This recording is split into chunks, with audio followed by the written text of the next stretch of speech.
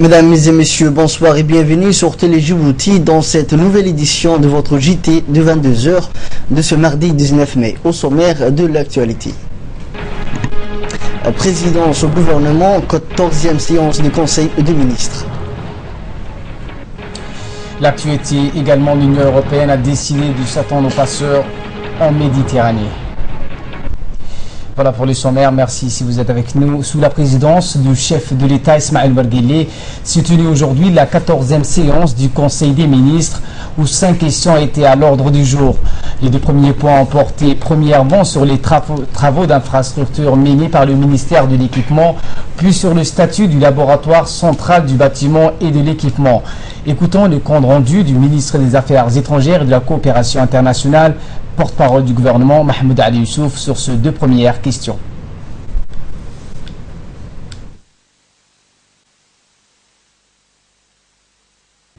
Sous la présidence du chef de l'État, son Excellence M. Ismaël Marguerite, le Conseil des ministres a tenu sa 14e séance en ce mardi 19 mai 2015. Était inscrit à l'ordre du jour 5 questions.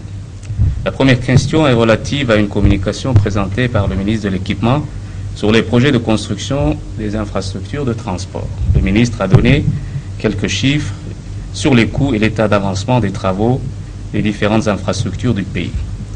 Pour ce qui est du projet du port multipurpose de Doralé, ce projet va coûter 421 732 255 $. Il a commencé, les travaux de ce projet ont commencé le 7 août 2014 et devraient se terminer en février 2017. Le projet de port de Tajoura, qui va coûter 69 920 755 $ américains. Ce projet également a commencé au mois d'août 2013 et devrait normalement se terminer en août 2016. Et le projet du port de Goubet, qui coûtera 63 998 908 $ américains, a commencé et donc en 2014 et devrait normalement se terminer en février 2016. Les projets ferroviaires. Le projet de ligne de chemin de fer Djibouti-Galilée, qui va coûter 580 millions $, a commencé en septembre 2013 et normalement les travaux devraient se terminer en octobre 2015 avec un état d'avancement jusqu'à Nagar qui est déjà de 75%. Pour ce qui est des projets routiers, la route Tajoura-Balho qui va coûter 112 millions $, a commencé en 2011 et normalement devrait se terminer en août 2016. Quelques retards ont été pris sur l'état d'avancement de cette route qui, pour des raisons d'études préliminaires, a quelques retards comme je l'ai précisé. Le projet de route de l'Oyada, cette route est terminée, elle a coûté en francs Djibouti 1 476 825 000 francs.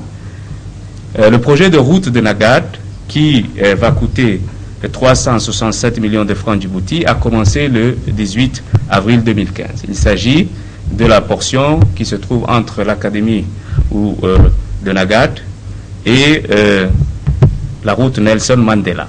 Normalement, 6 mois devraient suffire pour terminer les travaux sur ce tronçon. Pour ce qui est de la route du Grand Bara, elle est terminée. Elle a coûté les 10 km du Grand Bara, a coûté 5 690 000 €. Et donc, cette route a déjà été inaugurée. La deuxième question concerne un projet de décret portant un statut du laboratoire central du bâtiment et de l'équipement. Dans le contexte actuel du marché de la construction en pleine expansion, tant sur le plan de l'immobilier que des routes ou d'autres équipements de génie civil, les capacités du laboratoire se doivent d'être renforcées très substantiellement afin de répondre aux besoins croissants en termes de contrôle de qualité pour le respect strict des normes de construction. Il s'agit aussi de délivrer un service de meilleure qualité pour satisfaire les entreprises et les particuliers dans le cadre des projets de construction. Ces objectifs ne peuvent être atteints sans doter le laboratoire du statut d'établissement public à caractère industriel et commercial, doté de la personnalité morale et de l'autonomie financière, à l'instar de tous les laboratoires similaires à travers le monde.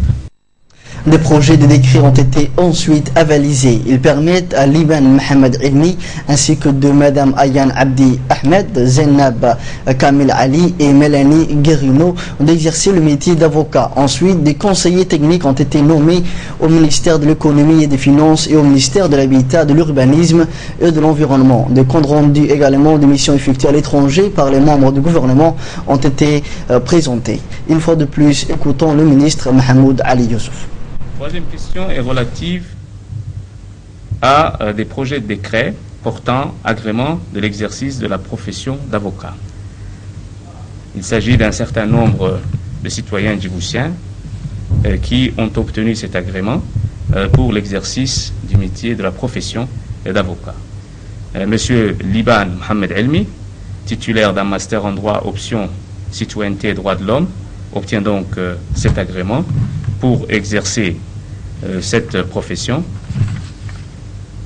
De même, Mesdames Ayaan Abdi Ahmed et Madame Zainab Kamil Ali et Madame Mélanie Guérino obtiennent également l'agrément pour exercer la profession d'avocat conformément à la loi.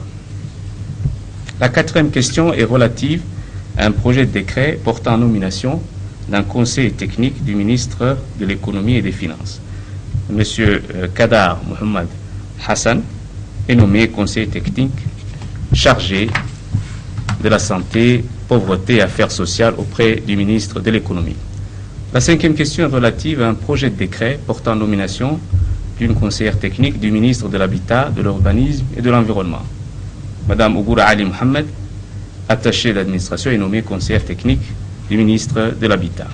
En fin de séance, le ministre de l'Énergie, chargé des ressources naturelles, a fait rapport au Conseil de sa participation à une réunion à Addis Abeba sur le suivi des projets d'interconnexion, réunion tenue le 19 mai 2015. Relations consolidées entre la République de Djibouti et la Turquie. Le président de la République, Ismail Omar Guelleh, a procédé en fin de matinée à la pose de la première pierre de la grande mosquée turque, qui sera construite selon l'art architectural ottoman, ainsi que le centre d'études religieuses et sociales, le bâtiment administratif du ministère des Affaires musulmanes et de la Culture. Eh bien, la cérémonie de la pose de la première pierre s'est déroulée en présence du vice-ministre turc des Affaires musulmanes, cher Ekrem Keliesh, du ministre des Affaires musulmanes, de la Culture et des Biens Waqf, Aden Hassan Aden, et plusieurs hauts responsables civils et militaires, sans oublier la forte délégation turque qui accompagne le ministre ainsi que l'ambassadeur de Turquie accrédité à Djibouti. Après la cérémonie de la pose de la première pierre, le chef de l'État, Ismail Omar Guelleh, a écouté les explications fournies par l'ingénieur turc qui est chargé de la construction de cette mosquée.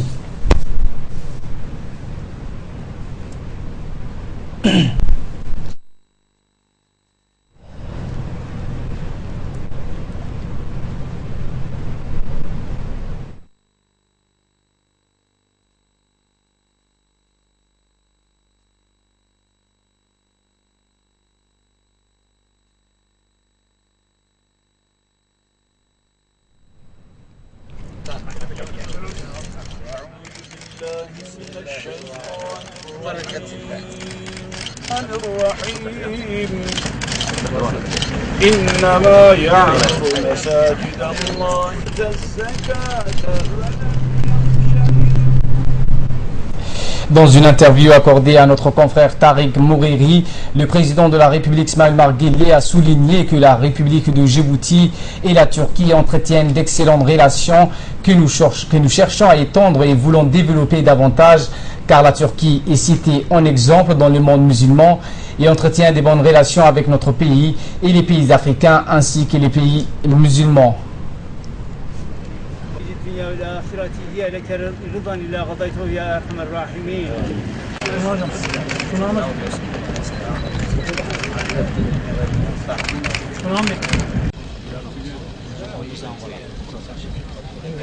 والله جيدة جيدة ويعني أن نريدها أن تتطور وتزدهر. Autre actualité du pays, le ministre de la Communication Ali Hassan Bahdoun et sa délégation ont effectué une série de rencontres à San José dans le Silicon Valley dans le cadre du projet Irolé Smart City. Dans la matinée du 13 mai, l'équipe a eu connaissance du rapport du cabinet conseil concernant l'étude de faisabilité du projet Irolé. Une présentation destinée aux potentiels partenaires a été mise en place par l'équipe. La première rencontre de la journée chez Google. Avant la réunion entre les deux parties, l'équipe djiboutienne a effectué une visite guidée du campus de Google. Le ministre et sa délégation ont eu une réunion de travail de 45 minutes avec les responsables chez Google de la stratégie pour l'Afrique. Il a décrit les atouts de Djibouti. Il a mentionné les grands projets d'envergure qui sont en cours, notamment le port, l'aéroport et le chemin de fer avec l'Éthiopie. Il a longuement exposé les projets Irolé Smart City, ses objectifs et ses ambitions pour toute la région. Après avoir insisté sur le projet d'infrastructure pour interconnecter la sous-région, Google très réceptive à ce sujet. Les responsables de Google ont souligné que la stratégie de Google est de connecter le plus de monde possible à l'Internet. Rappelons que Google s'est lancé dans la construction de réseaux métro dans certains pays de l'Afrique. La rencontre a été fructueuse et Google s'est bien imprégné des portées des projets des Smart City Irolé. Le jour suivant, le ministre et sa délégation se sont rendus chez Cisco où une équipe de haut niveau les attendait au siège social de Cisco. Ali Hassan Bahdoun, après avoir décrit le pays Djibouti et ses atouts, notamment la stabilité politique, sociale et de sa monnaie liée au dollar et de ses projets pour devenir le hub de télécom et des voies maritimes. Il mentionne les grands projets qui sont en cours en République de Djibouti, notamment la nouvelle politique du secteur d'éthique engagée par le gouvernement et la Smart City. Il a décrit les opportunités et les objectifs de la future cité connectée. Il attire l'attention des interlocuteurs en annonçant que les projets est en état assez avancé. Le Qatar et d'autres pays arabes se sont proposés comme investisseurs du concept. L'intervention du ministre a presque duré plus d'une heure. Au bout du temps, le représentant de Cisco ont bien eu une idée précise de Djibouti et surtout des projets Irolé Smart City. Autre nouvelle du pays, le ministre de la Santé en déplacement également à Genève. Le ministre de la Santé, le docteur Kassim Issa Ousmane, est actuellement en déplacement en Suisse où il participe aux travaux de la 68e session de l'Assemblée mondiale de la santé à Genève. Effectivement, l'Assemblée mondiale de la santé est l'organe décisionnel suprême de l'Organisation mondiale pour la santé. Elle réunit les délégations des États membres de l'organisation. Cette réunion de haut niveau permet de fixer les grandes orientations de l'OMS, de contrôler sa politique financière, d'examiner et d'approuver les projets de budget et des programmes pour chaque pays, aider ou appuyer. En marge de cet événement, le ministre de la Santé, Dr Kassim Issa, a eu un entretien bilatéral avec son homologue roumain, M. Nicolae Banescu, en présence de notre ambassadeur résident en Suisse, Mohamed Siad. Les points forts de cette discussion étaient les voies et moyens d'établir des liens de coopération entre la République de Djibouti et la Roumanie dans le domaine de la santé, la formation de nos médecins dans le cadre de leur spécialité en Roumanie, particulièrement des pédiatres, gynécologues, des chirurgiens viscéraux et enfin la possibilité de voir la mise à disposition des médecins spécialistes roumains durant la période de formation des médecins djiboutiens. Le ministre de la Santé est accompagné par M. Salah Banoïta, inspecteur général des services de santé, Mahad Ibrahim Hassan, directeur des études de la planification et de la coopération internationale. En nouvelle nationale également, afflux de réfugiés yéménites vers Djibouti qui continue. La crise au Yémen continue d'avoir son impact sur Djibouti où se poursuit l'afflux de réfugiés yéménites vers notre pays. Des nouveaux réfugiés viennent ainsi de débarquer au port de Djibouti. Un poutre avec à son bord 373 personnes est arrivé hier après-midi au port de Djibouti. Ils étaient au total 305 yéménites, 55 américains, 7 somaliens, 4 djiboutiens. La cadence de réfugiés fuyant vers Djibouti ne faiblit pas. À leur arrivée, ces réfugiés en prévenance du Yémen sont enregistrés par les services de la police de l'air et des frontières et sont ensuite acheminés vers leur lieu de choix. Notre pays abrite actuellement près de 20 000 réfugiés installés dans le camp et logés dans des familles d'accueil. Ces réfugiés débarquant du Yémen sont essentiellement composés de femmes et d'enfants. À noter également la présence parmi eux de nombreux blessés. L'actualité de ce 22h est aussi l'évolution de la situation socio-économique du pays a été l'objet d'une réunion de sensibilisation, de concertation et d'évaluation entre membres du mécanisme africain d'évaluation par le PER et de représentants de la société civile. Le représentant du MAEP ont pour mission de récolter et remettre les doléances de différents représentants de la société civile de la capitale et des régions de l'intérieur aux autorités compétentes. Et cette réunion s'est tenue afin de préparer la prochaine venue de Djibouti d'experts africains qui vont à leur tour faire un constat et un état de lieu dans le cadre de la mise en place du mécanisme africain d'évaluation. Cette évaluation étant précédée par celle des experts nationaux qui ont allé à la rencontre de la population pour voir les problèmes socio-économiques qu'ils font face sous forme d'enquête anonyme. Cette évaluation s'est faite sur 4 domaines que sont la gouvernance démocratique et politique, la gouvernance et la gestion d'entreprises et le développement socio-économique. Les dirigeants des pays africains s'étaient imposé cette idée de se faire réciproquement et régulièrement évaluer. Cela se nomme le mécanisme africain d'évaluation par les pairs, le MAEP. Y ont pris part à cette réunion le secrétaire général du MAEP, Abdou Karim Adencher, la présidente du sous-comité démocratie et politique, Aïcha Dabar, le vice-président du MAEP, Burhan, ainsi que le deuxième vice-président du MAEP, Fatouma Moussa. Suite à la mise en place d'un comité national paritaire public et privé pour réformer les codes des investissements de l'Agence nationale pour la promotion des investissements, l'ANPI, qui a organisé hier à son siège des travaux de lancement de ce comité avec le soutien de la Conférence des Nations Unies pour le commerce et le développement, communément appelé SUNCED. L'objectif de cette réunion a porté sur l'amélioration du climat des affaires et des investissements. Dans le contexte, le comité paritaire va mener les travaux pour réformer le code des investissements qui date de 1953 et des recommandations seront faites dans le cadre du développement des investissements et l'émergence d'un secteur privé qui doit devenir le moteur de l'économie nationale. Le développement du secteur privé, c'est le financement de la Banque mondiale dont la gestion est confiée à l'Agence nationale pour la promotion des investissements. Il a été identifié comme activité fondamentale d'amélioration du climat des affaires et des investissements à Djibouti, la refonte du code des investissements, qui, comme je le disais, date de très longtemps et qui nécessitait, ipso facto, donc, une certaine réactualisation pour qu'il soit en phase avec les nouvelles réalités et le nouvel environnement économique. Le ministre en charge des investissements, à savoir les MEFI, a mis en place un comité national paritaire public-privé qui doit se pencher sur une analyse rétrospective de l'actuel code et la réactualisation et l'inscription de nouvelles orientations. Environnement de cette édition. Dans le cadre du préparatif des festivités du 26 juin, l'association de la jeunesse djiboutienne au mouvement JDM, en partenariat avec la mairie de Djibouti et le secrétariat d'État à la jeunesse et au sport, a organisé aujourd'hui un atelier d'information et de concertation avec les représentants des associations de jeunes de Boulaous et de Razdika sur le lancement du projet Propriété pour tous, en présence du maire, du président de la commune de Razdika et du président de la commune de Boulaous. Et ce projet consiste à sensibiliser les associations de jeunes à participer activement à la propriété de leur quartier en mettant en place une compétition entre eux dont le gagnant aura une récompense. Cette compétition se déroulera sur toutes les communes et régions de l'intérieur.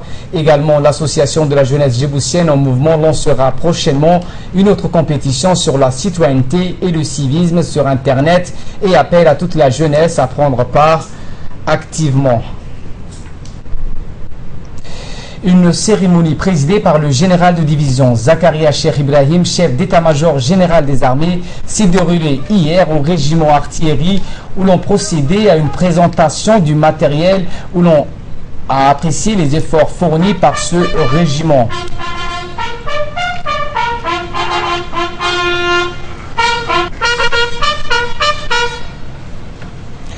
Ont aussi assisté à cette cérémonie de présentation de matériel le général Hassan Ali Kamil, chef d'état-major de la défense, le général Taïd Mohamed Ali, sous-chef d'état-major de la défense et des nombreux officiers des forces armées. Le chef de corps de régime artillerie, le lieutenant-colonel Mohamed Harissi, a d'abord présenté aux autorités militaires deux véhicules oraux montés d'armes de gros calibre sol-sol connus sous l'appellation PM-21. Ces armes auparavant montées sur de vieux véhicules ont été déplacées après entretien et rénovation. Ces travaux, qui ont duré plusieurs mois, ont été entièrement réalisés par le régime artillerie avec le concours de l'expert FAD dans ces domaines, le lieutenant-colonel Ahmed Ali Roblé. Plus on est suivi un petit exercice de simulation des tirs faits sur place par les militaires de régime artillerie avec un poste d'observation et des cibles simulées. Cette cérémonie haute en couleur s'est clôturée dans une agréable ambiance militaire avec des chants et des danses folkloriques, à présenter au l'honneur du chef d'état-major général des armées, le général de division Zakaria Cher Ibrahim.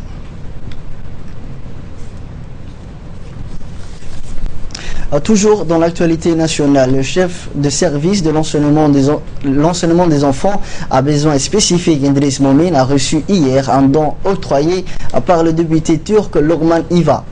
Ce député turc qui a perdu la vie est parvenu néanmoins à occuper de hautes fonctions dans son pays malgré son handicap. Et c'est grâce à un travail acharné, à une volonté de faire. Et ce don octroyé est composé de cannes blanches, des montres à braille et d'autres matériels. Ce don s'inscrit dans le cadre de renforcement des liens d'amitié et de fraternité qui existent entre les deux nations. Le député du turc et le chef de service ont procédé ensuite à une visite des salles de classe du centre de pédagogie destiné aux enfants aveugles ou malvoyants. S'en est suivi un déplacement à l'hôpital Pelletier, puis au secrétariat d'État à la solidarité nationale où le député turc, lui-même aveugle, a voulu connaître l'apport de ces deux institutions aux malvoyants et aveugles.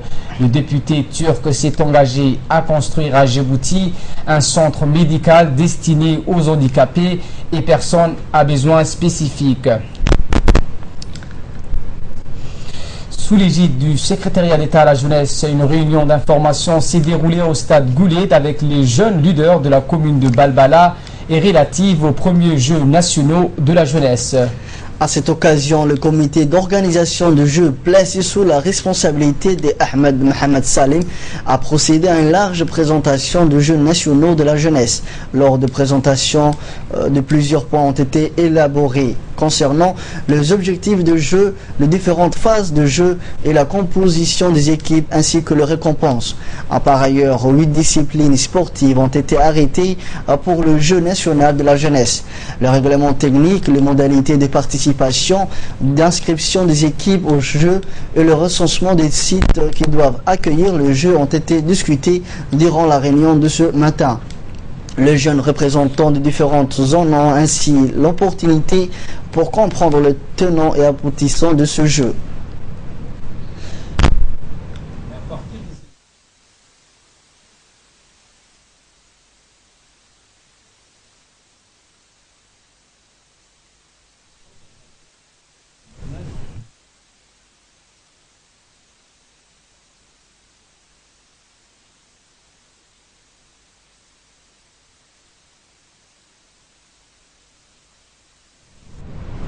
Avant de passer à l'actualité internationale, des élèves de l'école de Gabod 1 récompensés. À l'approche de grandes vacances d'été, l'école de Gabod dite Annexe 1 a organisé hier une cérémonie de remise des prix aux lauréats du concours de lecture, de dictée et de rédaction des textes en français et arabe. Les deux premiers élèves de chaque classe où s'est déroulé ce concours ont été récompensés. Les responsables de l'éducation nationale ont convié les parents d'élèves à cette cérémonie de remise des prix et d'encouragement. La directrice de l'établissement, Aïcha Abdillahi, a félicité les lauréats et a exhorté les parents d'élèves à suivre l'évolution éducative de leurs enfants. Écoutons la directrice de l'école.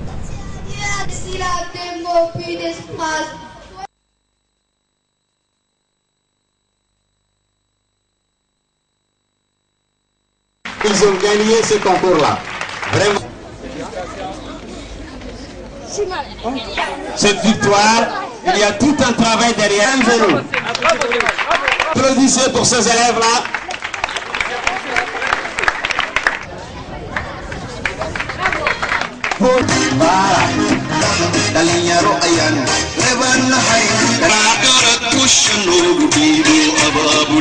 Je tiens à remercier énormément les parents d'élèves qui ont contribué pour la réussite de cette journée. C'est grâce à eux que ces enfants-là ont eu une plus grande joie. Je tiens à remercier toutes personnes qui ont contribué de près ou de loin. Je félicite les élèves du défi lecture, des concours de production écrite en arabe et en français, les élèves qui ont le lauréat de dictée et tous les élèves qui sont classés première et deuxième de chaque classe. Je tiens à vous dire que certes nous sommes en vacances, c'est le repos total, mais n'oubliez pas la lecture. Il faut toujours avoir un livre entre les mains et lire. La lecture, c'est le noyau de la réussite. Je vous souhaite une bonne réussite et je vous souhaite une très bonne scolarité pour la suite. Et dans l'essentiel de l'actualité internationale concernant l'immigration clandestine, l'Union européenne s'attaque aux passeurs en Méditerranée. Les 28 pays membres de l'UE ont adopté hier un texte proposant des mesures concrètes contre les passeurs de migrants en Méditerranée. L'Union européenne devra toutefois attendre une résolution de l'Organisation des Nations Unies afin d'agir précisément. Explication. Après une série de naufrages de migrants en Méditerranée, l'Union européenne prend des mesures concrètes contre les passeurs. Une opération navale sans précédent pour combattre le trafic de clandestins a été mise sur pied lundi 18 mai, a annoncé la chef de la diplomatie européenne Federica Mogherini. La décision établissant une opération navale de l'UE afin de casser le business model des réseaux de passeurs et trafiquants en Méditerranée vient d'être prise, a-t-elle indiqué sur son compte Twitter. Le texte a été adopté par les 28 ministres des Affaires étrangères de l'UE après une réunion avec leurs homologues de la défense. Ils présentent prudemment plusieurs étapes pour le déploiement de cette mission afin de garantir que les opérations de marine européennes engagées respectent bien le droit international. Si l'Organisation des Nations Unies le leur permet, les Européens veulent pouvoir arraisonner, fouiller et capturer des navires suspectés de servir au trafic et aussi les forces à changer de cap en haute mer mais aussi dans les eaux territoriales libyennes. Ils veulent aussi se débarrasser des navires et d'autres actifs des trafiquants ou les rendre inutilisables selon le texte. L'Union européenne espère aussi obtenir le consentement préalable des autorités de Libye alors que ce pays est devenu la principale plateforme de l'immigration et plongé dans un chaos sécuritaire et politique avec 2 parlements et gouvernements rivaux. En Colombie, un glissement de terrain fait au moins 61 morts. Au moins 61 personnes ont perdu la vie et 37 ont été blessées dans un glissement de terrain provoqué par de fortes pluies. Cela s'est passé dans la nuit de dimanche à lundi en Colombie. Les recherches des survivants se poursuivent. Le point avec Aïcha Abdellah. Au moins 61 personnes ont perdu la vie et 37 autres ont été blessées après un glissement de terrain provoquant par des fortes pluies qui ont fait déborder une rivière à Salgar dans le nord-est de la Colombie. Des flots de boue ont envahi les habitations, détruisant tout sur leur passage. La catastrophe est survenue dans la nuit de dimanche à lundi, dans une zone montagneuse du pays, et les victimes ont été surprises dans leur sommeil par l'arrivée soudaine de l'eau qui a tout emporté sur son chemin. Le hameau le plus touché, la Margarita, a été rayé de la carte, submergé par les pierres, les troncs d'arbres et la boue, a précisé Olga Osario. Après le drame, les habitations attendaient avec angoisse devant le cimetière de la ville où étaient acheminés les corps pour y être identifiés. D'autres retiraient la boue de leur maison avec des pelles dans l'espoir de sauver quelques biens. Le président colombien Juan Manuel Santos s'est rendu sur les lieux du drame et a assuré que le gouvernement fournirait toute l'aide nécessaire aux victimes. Personne ne va faire revenir les morts. C'est quelque chose que nous regrettons profondément. Nous sommes là pour accompagner les familles. Mais nous devons nous sortir de cette catastrophe et regarder devant nous avec force et courage, a-t-il déclaré, tout en annonçant le versement d'une indemnisation de 16 millions de pesos. Les glissements de terrain sont fréquents dans ce pays vulnérable aux catastrophes naturelles. En 2010, une vague de froid hivernal avait provoqué inondations et glissements de terrain dans plusieurs régions du pays, faisant 1374 morts, 2,4 millions de sinistrés et détruisant ainsi plus de 100 000 maisons. C'était le journal de la rédaction. Merci à vous de l'avoir suivi.